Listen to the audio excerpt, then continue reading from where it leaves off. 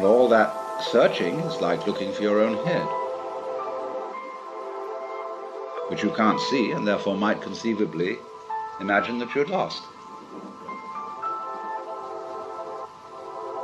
So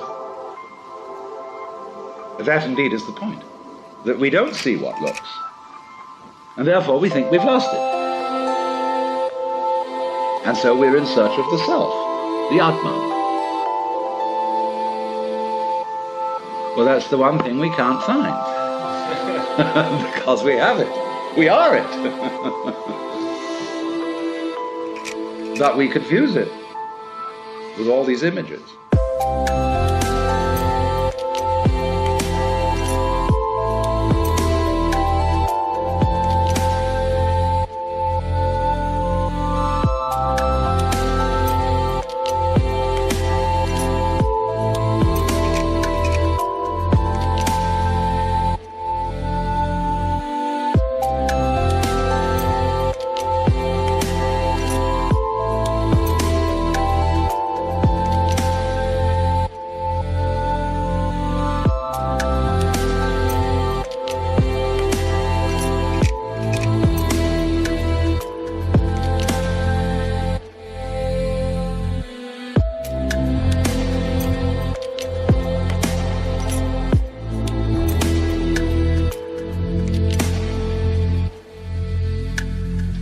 For one thing, the idea of a difference between matter and spirit.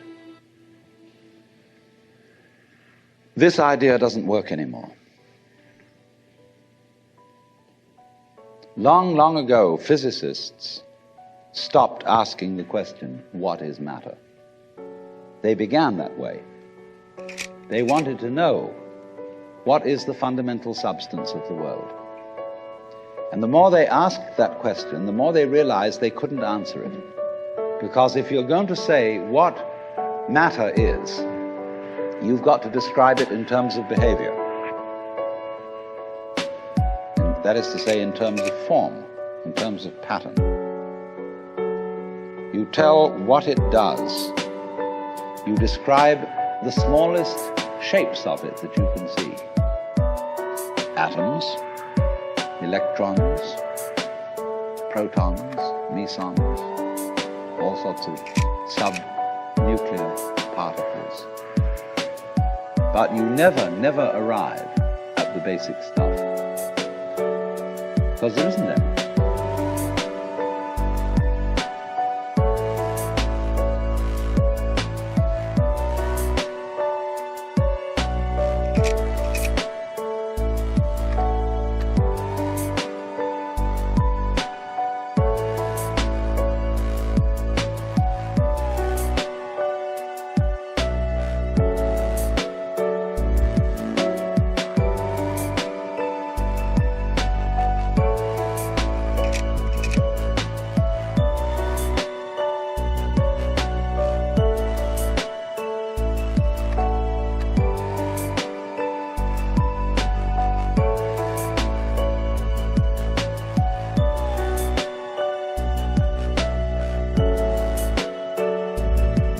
What happens is this: stuff is a word for the world as it looks when our eyes are out of focus, fuzzy. Stuff, the idea of stuff is that it's undifferentiated, it's some kind of a goo. And when your eyes are not in sharp focus, everything looks fuzzy. When you get your eyes into focus, you see a form, you see a pattern. And so all that we can talk about is patterns.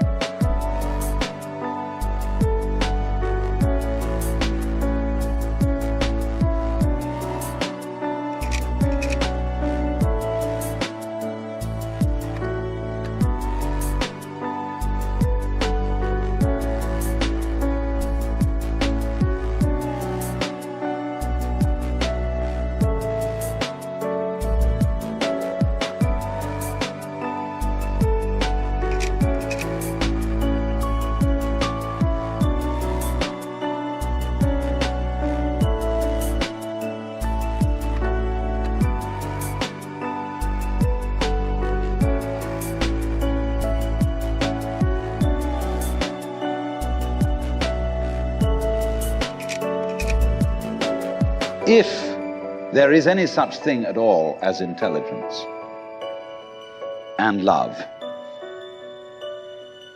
and beauty, well, you found it in other people. In other words, it exists in us as human beings. And as I said, if it is there in us, it is symptomatic of the scheme of things. We are as symptomatic of the scheme of things as the apples are symptomatic of the apple tree or the rose of the rose bush. The earth is not a big rock infested with living organisms, any more than your skeleton is bones infested with cells. The earth is geological, yes, but this geological entity grows people. And our existence on the earth is a symptom of the solar system and its balances, as much as the solar system in turn is a symptom of our galaxy, and our galaxy in its turn is a symptom of the whole company of galaxies. Goodness only knows what that's in.